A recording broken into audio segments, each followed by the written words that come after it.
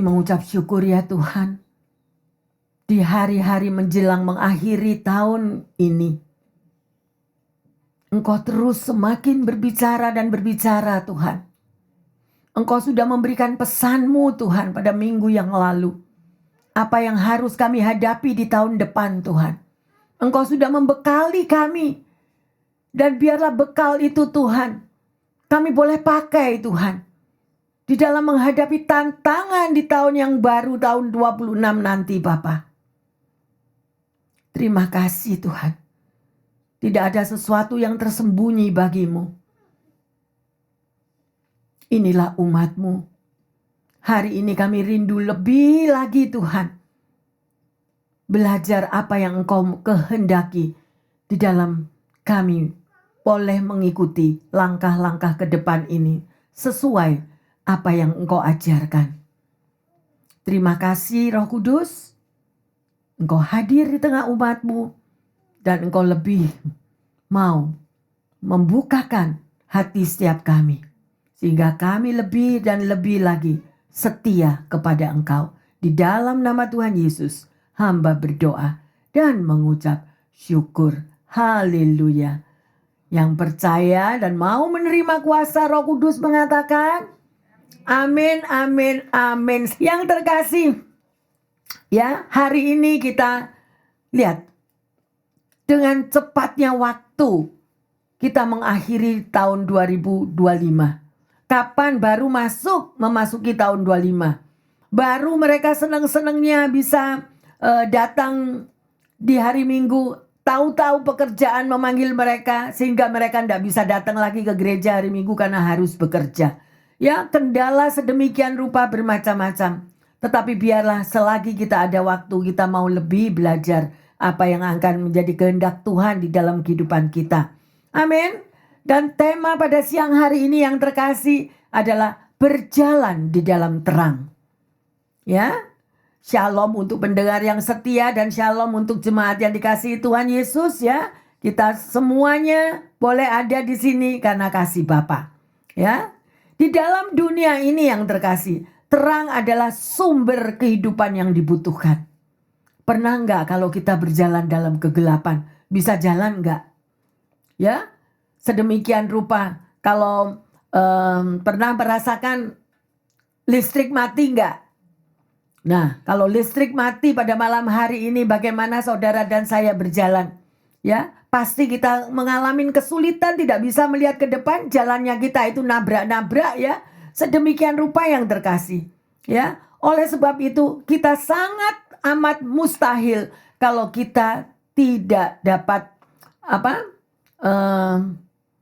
menerima terang daripada Kristus. Sangat mustahil. Oleh karena itu kita membutuhkan terang itu. Dan terang itu adalah Yesus sendiri. Yesus adalah terang dunia. Amin. Ya, firman Tuhan sudah mengatakan, akulah terang dunia. Sedemikian rupa yang terkasih. Jadi bagi anak-anak Tuhan yang kita tahu bahwa Yesus adalah juru selamat di dalam hidupmu dan di dalam hidupku. Yesus adalah terang dunia dan kita adalah anak-anaknya. Sudah sepatutnya dan sepantasnya kalau kita hidup di dalam terang. Ada amin yang terkasih? Ya, hiduplah di dalam terang. Ya, jadi kalau Yesus ada dan hadir di dalam hidupmu dan hidupku, pasti terang itu bersinar di dalam hatimu. Setelah bersinar di dalam hati, dia juga akan menyinari di dalam pikiran kita. Sehingga kita tidak berjalan dalam kegelapan. Ayo bersama-sama kita akan belajar di dalam Yohanes 8 ayat yang ke-12. Maka Yesus berkata pula kepada orang banyak, katanya, akulah terang dunia. Barang siapa mengikut aku, ia tidak akan berjalan dalam kegelapan, melainkan ia akan mempunyai terang hidup. Amin. Ya, mari yang terkasih, camkanlah firman ini. Ya, Yesus sendiri yang berkata kepada orang banyak. Dan siang hari ini Yesus berkata kepada saudara dan saya, berkata kepada pendengar yang setia di rumah-rumah, dikatakan, akulah terang dunia. Siapa terang dunia? Adalah Yesus, juru selamat kita. Yesus adalah Bapa kita, ya. Dan Yesuslah yang sudah menyelamatkan saudara dan saya. Dikatakan lagi, barang siapa mengikut aku, ia tidak akan berjalan dalam kegelapan. Ya, melainkan ia akan mempunyai terang hidup. Nah, di sini ada kontradiksi yang terkasih. Ada orang-orang yang berjalan di dalam kegelapan. Artinya mereka itu lagi menghadapi tantangan hidup, lagi menghadapi sakit penyakit yang tak kunjung sembuh, yang menghadapi berbagai macam persoalan hidup. Mereka bertanya, katanya Yesus itu terang dunia. Kenapa kok aku hidup dalam masalahku yang belum selesai? Kenapa Yesus tidak menyehatkan aku? Kenapa Yesus tidak memberikan jalan keluar dari persoalanku? Katanya dia adalah terang. Mungkin aku hidup di dalam kegelapan. Tetapi apabila Yesus menunjukkan terang itu di dalam hidupku, maka sesuatu akan terjadi, pemulihan di dalam hidupku. Mari yang terkasih, kita tidak bisa mengambil firman Tuhan itu hanya sepenggal. Dan banyak itu menjadi kontradiksi, dan banyak itu menjadikan orang itu mundur di dalam mengikuti Yesus. Oleh karena itu saya menghimbau, pelajarilah firman Tuhan sungguh-sungguh. Kalau kita setengah hati di dalam kita mengikuti Yesus, kita nggak akan pernah tahu firman Tuhan diambil sepenggal di sini, firman Tuhan diambil dipenggal di sebelah sana. Tidak begitu yang terkasih. Pelajarilah firman Tuhan, renungkanlah siang dan malam. Ya, kalau Anda maybe memiliki pertanyaan, Yesus adalah terang dunia, kenapa aku kok hidup dalam kegelapan? Persoalanku gak dijawab hingga hari ini. Ayo, ya, kalau Anda dan saya percaya dan hidupmu sungguh-sungguh benar di dalam mengikut Yesus, engkau selalu belajar mencari di dalam firman Tuhan, mempelajarinya. Apa yang Yesus katakan? Kalau satu helai rambut jatuh tidak seizin Tuhan, berarti gak bisa. Berarti kalau rambut kita rontok atau rambut kita itu sedemikian rupa apapun, Tuhan izinkan hal itu. Sedemikian rupa juga dengan persoalan Anda yang mungkin sampai hari ini belum terjawab. Ayo selidiki hatimu. Apakah hati kita ini sudah benar di hadapan Tuhan? Kalau kita menunggu akan jawaban Tuhan, kita mencari apapun yang Tuhan janjikan, ya, kita juga harus mengoreksi diri kita. Ada bagian dari diri kita yang harus kita bersihkan. Ada bagian daripada Tuhan juga yang akan kerjakan. Ya, pegang itu. Jadi ada dua hal yang terkasih. Tuhan Yesus selalu mau memberkati umatnya. Tuhan Yesus selalu mau menggendong Anda dan saya. Setiap hari dia tidak pernah tinggalkan kita. Tetapi apakah hidup kita itu beres di hadapan Tuhan? Ayo kita koreksi diri. Yang nomor satu saya mau katakan, bereskan hatimu. Karena hati itu memegang peranan yang terkasih. Kalau ada benci, sakit hati, kecewa di dalam hatimu, itu Tuhan gak akan bisa bekerja. Kalau engkau tidak bisa mengampuni orang lain, firman Tuhan loh yang bilang, Tuhan juga tidak akan mengampuni kita. Apalagi kalau kita tuh lihat muka orang lain aja udah gak suka. Bagaimana kalau Tuhan gak suka lihat muka kita? Jadi mari kita, firman Tuhan itu adalah kaca di hadapan saudara dan saya. Bukan berarti saya berbicara begini saya sudah sempurna, saya sudah 100% saya benar melakukan. No. Kita semua masih belajar. Tapi hendaklah setiap hari kita mengurangi dosa. Kenapa yang terkasih? Saya menghimbau. Karena kita ini sudah berapa hari lagi mengakhiri tahun 25 loh ya. Jangan bawa dosa-dosa nenek moyang.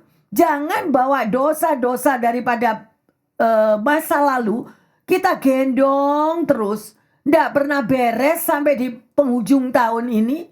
Kemudian kita seret lagi dosa-dosa kita itu masuk di tahun 26. masuk di tahun yang baru. Jangan salahkan Tuhan kalau doa kita nggak terjawab. Jangan salahkan Tuhan kalau engkau dibenci orang, karena engkau sendiri membenci orang. Jangan salahkan Tuhan kalau ada orang yang tidak suka dengan diri kita, karena diri kita juga nggak suka sama orang itu, sama orang lain. Nah, tabur tuai ya yang terkasih. Saya hanya mengingatkan sebagai hamba Tuhan. Ayo bereskan hati kita. Sulit memang, tidak mudah. Apalagi untuk mengampuni. Tadi dikatakan apa, bagaimana yang terkasih? Yesus lahirnya di mana? Ya, Yesus tidak lahir di tempat yang luar biasa indahnya di istana. Tidak. Yesus lahir di palungan. Yesus lahir di kandang binatang ya. Kandang yang hina. Ya, di kandang domba. Bagaimana Anda dan saya sebagai pengikut Kristus di dalam suasana Natal, apa yang kita cari? Ayo koreksi diri. Pasti yang kerlap-kerlip itu kan. Dari satu hotel ke hotel yang lain, dari satu bar ke bar yang lain. Saya berharap yang di sini nggak ada kok. Di sini nggak ada. Itulah glamuran dunia, itulah jebakan, itulah yang mencari, yang menyeret anak-anak Tuhan. Tertariknya akan hal-hal yang demikian. Ayo yang terkasih. Yesus sendiri mengatakan, aku lahir di kandang domba di palungan. Dia tidak mencari hal-hal yang glamur. Orang boleh merendahkan di mana engkau berada saat ini. Tetapi disinilah setiap kali kuasa Tuhan bekerja dengan luar biasa. Dan mereka-mereka yang mendapatkan seperti yang minggu yang lalu sangat luar biasa. Bagi mereka yang gak datang ya rugi.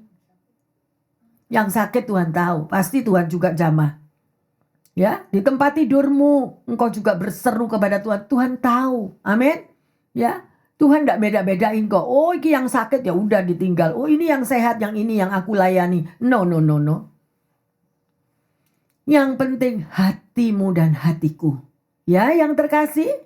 Oleh karena itu Tuhan Yesus sendiri yang mengatakan bahwa kita tidak akan berjalan dalam kegelapan, tetapi kita akan memiliki terang hidup. Asal apa? Asal kita mengikut Yesus dengan setia. Ya, yang terkasih sedemikian rupa. Ya, kalau Yesus itu adalah terang, pertanyaannya, apakah saudara dan saya sudah menjadi terang? Engkau dipanggil sebagai terang untuk menyinari di mana engkau berada. Maybe di tempat pekerjaanmu, maybe di mana engkau tinggal, maybe di tempat sekelilingmu, di tengah-tengah komunitas. Apakah kita sudah menjadi terang? Ya, itulah pertanyaan yang utama. Jangan menoleh ke kiri dan ke kanan supaya perjalanan kita selamat. Karena nanti pada waktu hari yang indah, di mana engkau akan dipanggil Tuhan, nggak ada orang lain loh, nggak ada orang lain, hanya engkau dengan Tuhan.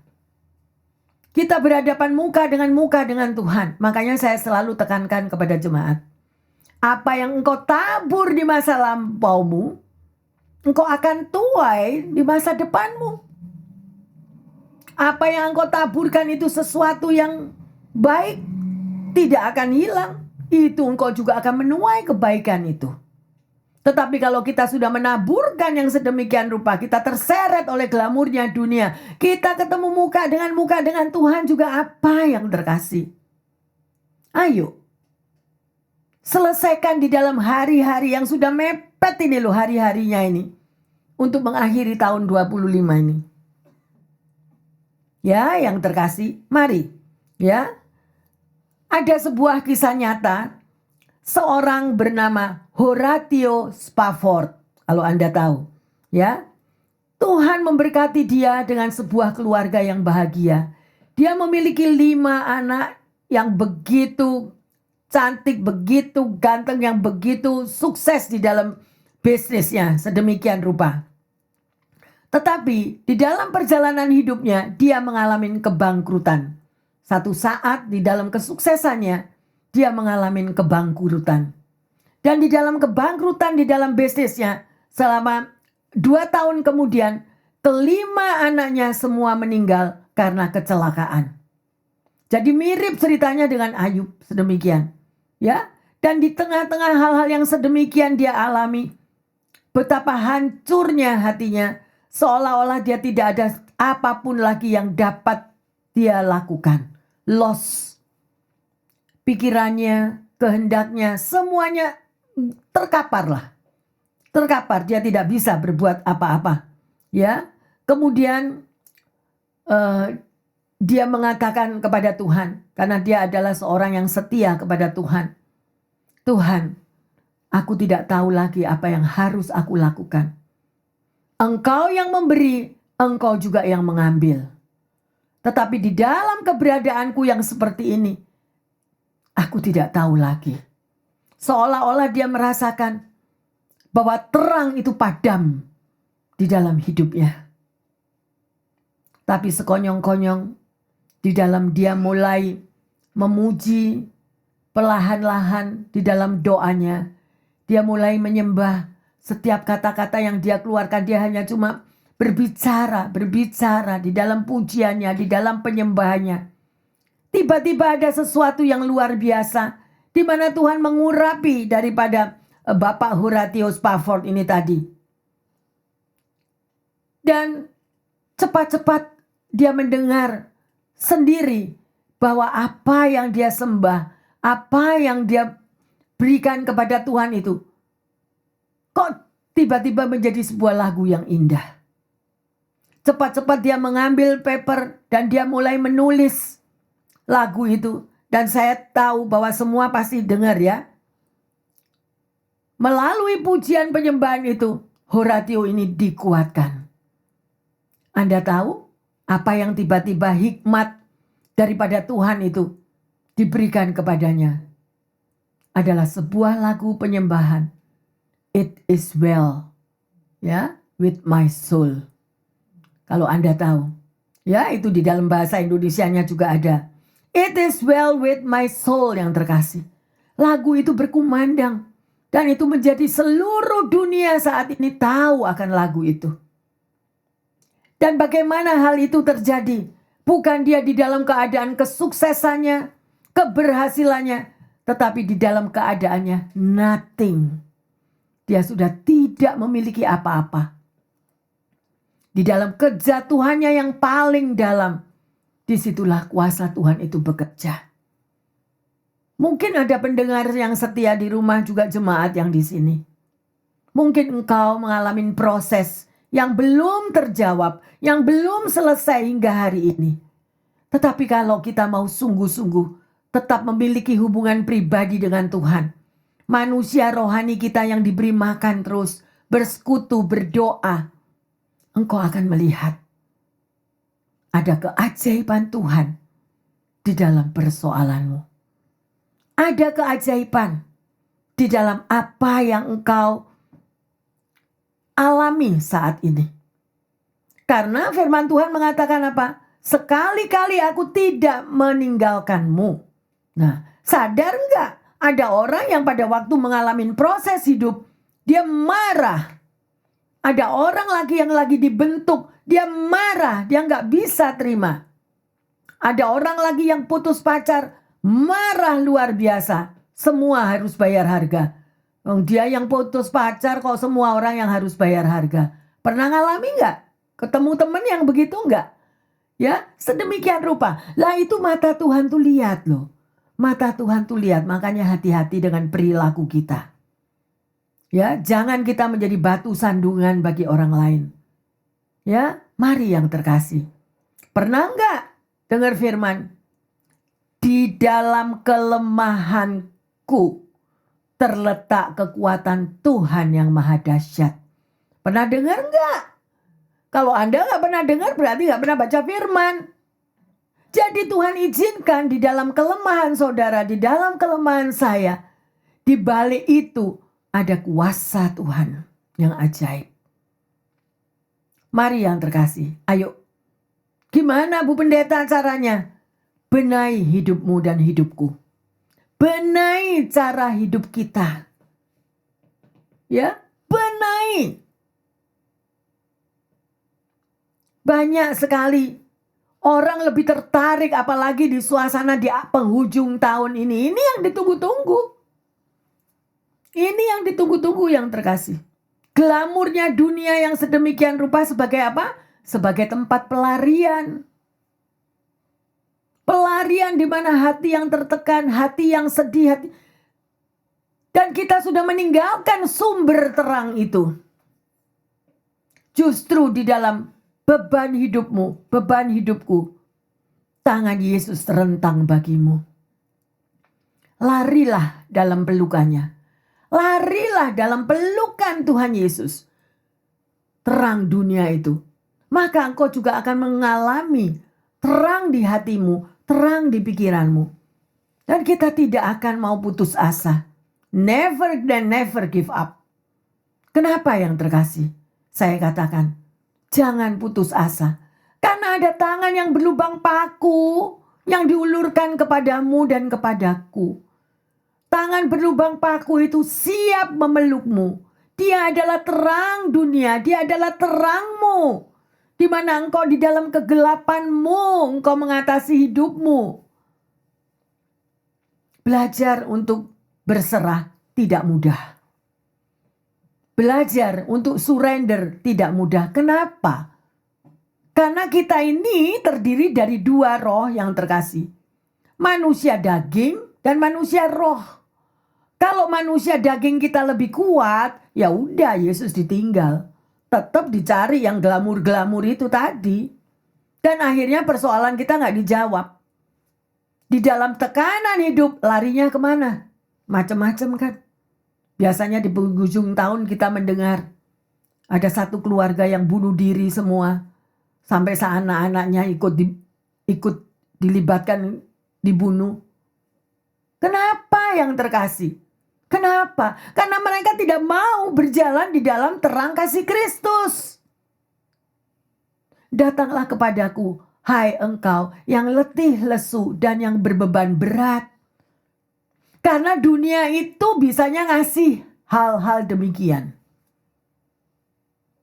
Tahu nggak? Nyadar nggak? Bahwa kita di tengah-tengah dunia ini kita dikelilingi oleh serigala-serigala. Serigala akan mengaum-ngaum. Serigala itu akan menunjukkan, ya, ada lagi yang banyak terjadi, Goliat palsu ada di mengelilingi kita. Tapi kalau engkau sebagai anak Tuhan tahu akan firman Tuhan, ya, firman Tuhan itu menjadi pegangan, menjadi surat wasiat, menjadi penolong dalam hidupmu dan hidupku. Kita tidak akan ditinggalkan sekalipun kita dalam kegelapan yang paling gelap. Justru di situ Yesus datang untuk menggendong Anda dan saya. Alami yang terkasih. Seringkali kita jatuh di dalam kedagingan ini loh. Di tengah komunitas, di tengah gereja, di tengah kumpulan, ada kata-kata yang menyakitkan, ada sikap yang menyakitkan. Udah gak mau lagi mereka datang, gak mau. Padahal Tuhan Yesus sudah mengajarkan untuk Anda dan saya pengampunan. Ampunilah orang-orang yang menyakitkan hatimu. Supaya apa? Supaya kita sendiri ini diampuni. Kita sendiri ini loh gak 100%. Artinya bukan orang yang sempurna. Anda dan saya bukan orang yang sempurna. Jangan mencari kesempurnaan pada orang lain. Jangan mencari kesempurnaan pada pendetamu. Gak ada. Ya, kita setiap hari disempurnakan oleh firman Tuhan. Kurangi dosa setiap hari. Ayo yang terkasih. Ya, karena kita sudah dikatakan berjalan di dalam terang. Ya, mari yang terkasih. Kalau Anda sendiri tahu, banyaknya orang itu melihat besarnya masalahku, tetapi tidak pernah melihat besarnya Tuhan kita. Jadi saya mau menghimbau setiap Anda, setiap pendengar yang setia. Mungkin engkau terpuruk saat ini. Mungkin engkau tertindih beban yang berat. Ayo, saya katakan, bangun, bangkit. Tangan berlubang paku diulurkan di hadapanmu. Mungkin kau sudah jenuh hidup di dunia. Kenapa sih Tuhan nggak ambil aku aja? Buat apa aku hidup? Ngerepotin orang banyak. Buat apa aku hidup? Ngerepoti, ya, menjadi beban buat keluarga atau apapun. No. Kalau Anda dan saya masih hidup, karena Tuhan mau engkau tetap menjadi berkat. Menjadi berkat bagi keluargamu. Menjadi berkat bagi sekelilingmu, sekitarmu. Dan jangan mengikuti jalan orang fasik. Amin. Baca Mazmur 1 yang terkasih. Jangan, ya, mengikuti terang fasik. Ya. Jadi karena terang itu sudah menyinari di dalam kegelapan Anda dan saya, maka kita harus menjadi terang juga bagi sekeliling kita. Amin. Ya, luar biasa yang terkasih. Ya, saya mau tanya. Ada orang yang bilang pada satu saat kita sharing bersama-sama ya dengan para hamba-hamba Tuhan yang lain. Dia sempat menyinggung kata-kata yang diucapkan itu sangat mengena bagi saya. Kehidupan seorang Kristen yang total. Apa artinya Kristen total yang terkasih? Ayo koreksi diri. Kristen total adalah Kristen yang bukan separuh-separuh. Kristen total akan menghadirkan orang-orang yang total juga. Kalau engkau melayani sesuai dengan panggilanmu, kalau hidupmu adalah sebagai seorang Kristen yang total, engkau akan bersinar, menyinari sekelilingmu itu dengan total, bukan separuh-separuh. Gak ada orang satu kaki sebelah kiri, jalannya satu kaki di tempat yang kanan, kita akan terjatuh yang terkasih. Dan ini dihimbau, dan saya juga menghimbau pada siang hari ini. Jadilah orang Kristen yang total. Enggak 99% aja masih belum. Kenapa? Karena terang, kalau Anda melihat terang ya sekarang, enggak tahu, di dalam kegelapan sekalipun, Anda pasang lilin. Di tengah-tengah lilin itu ada kegelapan enggak? Enggak ada. Lilin itu bersinar total. Lampu ini bersinar total. Nggak ada sinar itu yang ada diperciki hitam-hitam gitu. Nggak ada lilin itu dipercikan kegelapan yang hitam-hitam itu. Nggak ada. Karena Yesus adalah terang yang total. Nggak separuh-separuh. Kasih Kristus kepada Anda dan saya nggak separuh yang terkasih. Total kasihnya. Total terangnya. Total menyinari hidupmu dan hidupku. Dan kalau Anda sebagai pengikut Kristus, sebagai anak-anak terang, bersinarlah dengan total. Jangan Anda bersinar cuma separuh-separuh. Orang yang separuh-separuh alias plin-plan, engkau akan menghasilkan keluarga yang plin-plan juga. Engkau juga akan melahirkan sekelilingmu, teman-temannya yang plin-plan juga. Saya harus jelaskan ini. Jadilah seperti apa yang Tuhan Yesus ajarkan. Terang itu bersinar total. Nggak ada terang yang ada hitam-hitamnya gitu ya. Terang yang dicampuri sama kegelapan. Nggak ada nyampur-nyampur itu nggak ada. Selidiki hatimu dan hatiku. Kalau engkau bekerja di tempat pekerjaanmu, jadilah seorang pekerja yang menyinari dengan total. Enggak. Orang itu juga separuh-separuh kok. Buat apa aku mau baik-baikan total? Enggak perlu. Jadi baik cuma di muka. Di belakang enggak. That is hypocrite. Alias apa? Munafik. Tuhan Yesus tidak pernah mengajarkan kemunafikannya. Yang ada apa? Kalau Anda baca firman Tuhan, siapa yang munafik? Orang Farisi. Dan saya percaya pendengar yang setia dan jemaat yang dikasihi di sini nggak ada yang Farisi saya rasa. Jadilah Kristen total yang terkasih. Yang engkau menyinari dengan total. Kalau engkau memberi juga memberi total. Jangan engkau memberi tapi di belakangnya engkau catat.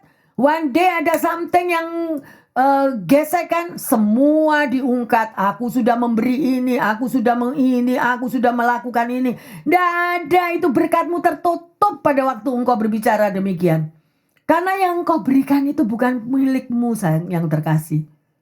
Yang engkau bagikan, yang engkau menolong seseorang bukan milikmu. $1 aja bukan milik kita yang terkasih. Nyadar nggak?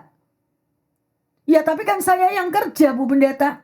Yes, tetapi engkau bekerja dikasih kekuatan itu dari mana? Itu juga karena anugerah Tuhan. Engkau memiliki kekuatan, engkau bisa bekerja dan engkau menerima daripada hasil pekerjaanmu. Bukan dengan kuat gagahnya kita. Hati-hati, setiap dolarnya Tuhan yang punya. Dan orang-orang yang selalu menyebut-nyebut apa yang aku sudah tabur, ini begini, ini begitu, ini apapun. Semua berkatmu masa depanmu. Nanti kalau di masa depan engkau mengalami sesuatu, koreksi diri. Pernah enggak engkau menghitung-hitung berkat jasa daripada aku yang buat? Aku yang bertindak. Aku yang menabur. Aku yang melakukan. Gak ada. Semuanya itu hanya anugerah Tuhan. Jadilah anak Tuhan yang total, bersinar, ya, dan menyadari bahwa kita ini tidak memiliki apa-apa. Seperti Yesus yang lahir di kandang hina. Sedemikian rupa apa yang Yesus ajarkan untuk saudara dan saya menjadi orang yang rendah hati. Ya, kita tidak memiliki sesuatu yang terkasih. Jadi kalau Anda berjalan di dalam mengikuti Tuhan saat ini, jadilah terang dan nyata. Terang itu harus nyata di dalam hidup Anda dan saya. Efesus 5 ayat 8. Memang dahulu kamu adalah kegelapan, tetapi sekarang kamu adalah terang di dalam Tuhan. Sebab itu hiduplah sebagai anak-anak terang. Amin. Ini firman yang ngomong loh ya. Bukan Bu Pendeta yang cari-cari masalah. Atau bikin-bikin firman. Bu Pendeta gak bisa bikin firman. Ya. Dulu kita semua hidup dalam kegelapan. Gak kenal Tuhan.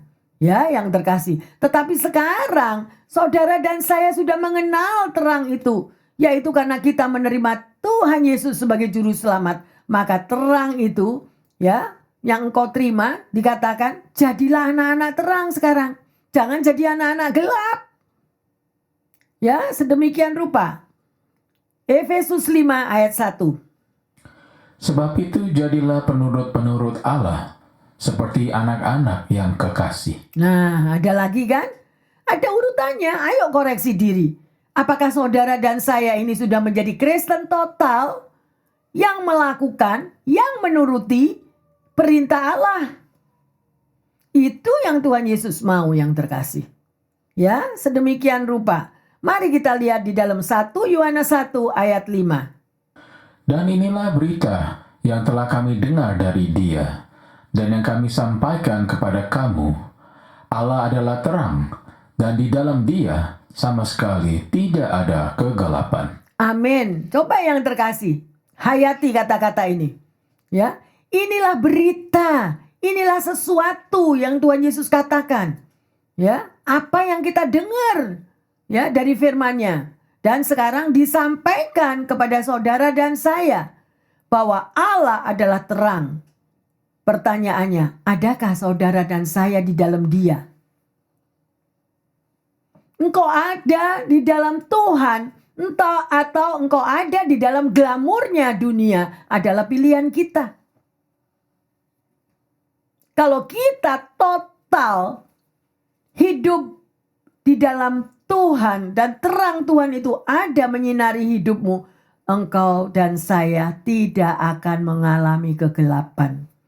Masalah boleh ada, tetapi Tuhan yang take care. Masalah sakit penyakit boleh ada, tetapi Tuhan campur tangan. Dia yang berperang di dalam hidupmu dan dalam hidupku. Ada amin yang terkasih? Ya, luar biasa. Ayo, kita mau hayati firman Tuhan pada hari ini. Kalau Anda tahu ada cerita yang seorang luar biasa pengabdiannya, yaitu David Livingstone. Ya, saudara tahu ceritanya siapa David Livingstone? Ayo, dia seorang hamba Tuhan yang luar biasa dan dia memberikan hidupnya sepenuhnya tinggal di Afrika. Selama 33 tahun dia berada di Afrika, dan di sana dia mengalami penderitaan demi penderitaan yang luar biasa. Kenapa? Karena dia membabat habis di sana tentang perbudakan yang dijual belikan. Ya, jadi David Livingstone ini men-stop semua orang-orang yang diperjualbelikan. Oleh karena itu, ya, karena perbudakan itu dicegah, perbudakan itu di-stop sedemikian rupa, akhirnya David Livingstone ini dimusuhin oleh begitu banyak orang. Tetapi dia tetap bertahan dan terjadi sesuatu yang luar biasa. Sampai di akhir hidupnya dia ditemukan dengan berdoa dia meninggal. Ya, dan di dalam dia meninggal itu dia mempunyai 2 pembantu. Ya, 2 pembantu itu begitu setia, selalu menyertai. Dilihat pagi-pagi didatengin di kamarnya, tahu-tahu dilihat David Livingstone ini sudah meninggal. Bagaimana apa yang terjadi yang terkasih? Dan dengan segala pengorbanan dia selama berada di sana, Afrika merdeka dari hal perbudakan. Tetapi bagaimana setelah dia meninggal?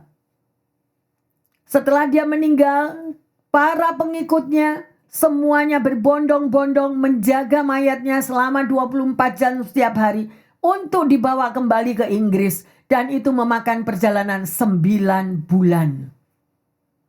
Bayangkan yang terkasih.